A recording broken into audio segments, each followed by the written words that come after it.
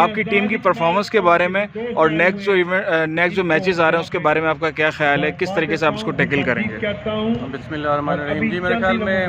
ماڑی petroleum میں صرف پہلے تو یہ مینشن کروں گا کیونکہ ہم چونکہ لاہور میں بھی 7 میچز کھیل کے آ رہے ہیں ٹریڈ چیمپئن شپ کے، اور ادھر آ کے بھی بیک ٹو بیک میچز ہیں ہمارے، اور سپر لیگ سسٹم ہے، اس میں ہر ٹیم نے ہر ٹیم کے خلاف کھیلنا ہے. تو اس لحاظ سے ہم میچ بائی میچ اپنا پلان کر کے چل رہے ہیں، اسٹیپ بائی اسٹیپ چل رہے ہیں. ہر میچ کو فوکس کر کے کوشش کرتے ہیں کہ ہم اپنے پوائنٹس کو حاصل کریں ہر میچ کے، چاہے وہ کوئی اچھی ٹیم ہے یا کوئی بہت اچھی ٹیم ہے یا کوئی ہمارے لیول کی ٹیم ہے. ہماری یہی کوشش ہوتی ہے کہ ہم اس میچ میں سے اپنے پوائنٹس حاصل کریں. اور جو ہماری ماڑی پیٹرولیم کی خصوصیت ہے کہ ہمارے پاس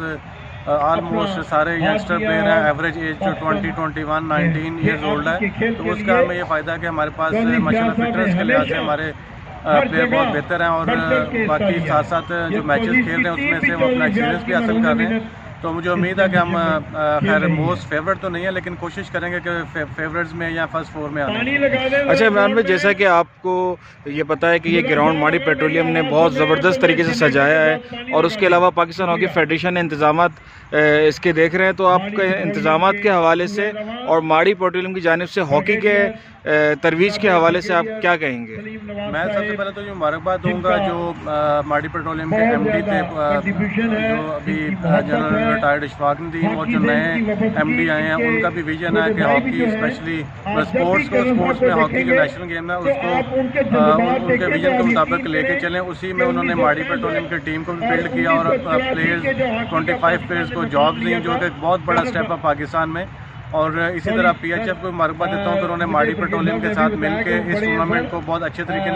طریقے سے آرگنائز کیا. اس میں مبارکباد کے مستحق ہے پریزیڈنٹ ہاکی فیڈریشن خالد سجاد کھوکھر اور سیکرٹری آصف باجوہ صاحب، اور اس کے ساتھ ساتھ جو ہمارے ماڑی پیٹرولیم کے اسپورٹس کنسلٹنٹ ہیں بریگیڈیئر ریٹائرڈ سلیم نواز ملک، ان کو بھی مبارکباد دیتا ہوں کہ ان کی شب و روز کی محنت سے یہ ایک بہت بڑا جو پاکستان کا